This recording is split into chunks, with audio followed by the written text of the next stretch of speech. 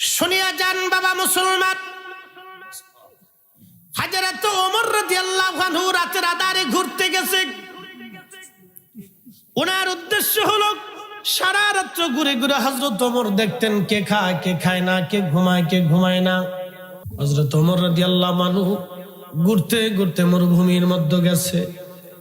বেদুইন পল্লীতে যায় দেখলেন একটা ঘরের মধ্যে মিট মিট করে আলো জ্বলে।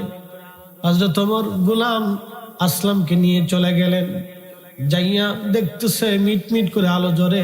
হযরত ওমর ধীরে ধীরে ধীরে ধীরে ওই ঘরের পিছনে যে দাঁড়াইলেন। বিষয়টা কি আজকে দেখতে হবে। ঘরের পিছনে কিছুক্ষণ দাঁড়ানোর পরে লক্ষ্য করলেন এক মহিলার কণ্ঠে আওয়াজ আসতেছে, মা, মেয়েরে আমার দুধের সাথে পানি বেশি করে মিশাও। দুধের সাথে, আমার দিকে তাকান, অন্যদিকে না। এখানে একটু পানি আছে, সামান্য একটু ফাঁকা আছে, 3 আঙ্গুল পরিমাণ ফাঁকা, 2 আঙ্গুল পরিমাণ ফাঁকা।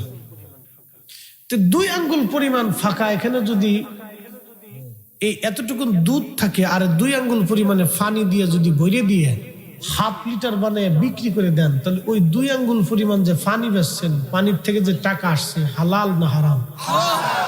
এই তো বুঝে গেছেন আপনার। তো আমার হাই হাই হাই পিছনে দাঁড়ায় শুনতেছে, মা বলতেছে, মেয়েরে দুধের সাথে পানি বেশি করে মিশাও। মেয়েটা ডাক দিয়ে বলল, মা, দুধের সাথে পানি মিশাবো রে মা।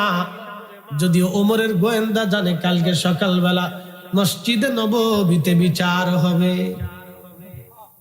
মেয়েটা ডাক দেয়া বলতেছে, মা, বিচার হবে? মা ডাক দেয়া বলে, মেয়েরে এত রাত্রিবেলা ওমরের গোয়েন্দা কি করে জানবে যে আমি তোমার দুধের সাথে পানি মিশাইতে বলতেছি? কিন্তু ওমর তো পিছনে দাঁড়ায় দাঁড়ায় শোনে।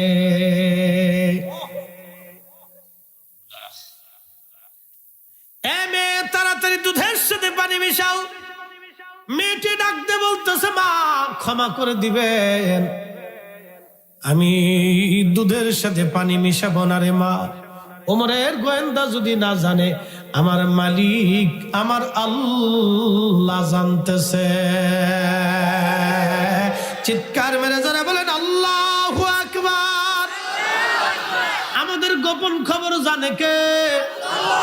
আল্লাহ বললেন, তোরা সুম্মা তুরাদ্দুনা ইলা আলিমিল গায়ব, তোমরা আমি আল্লাহর কাছে ফিরে আসবে, তোমার গোপন ওপেন আমি আল্লাহ সব জানি।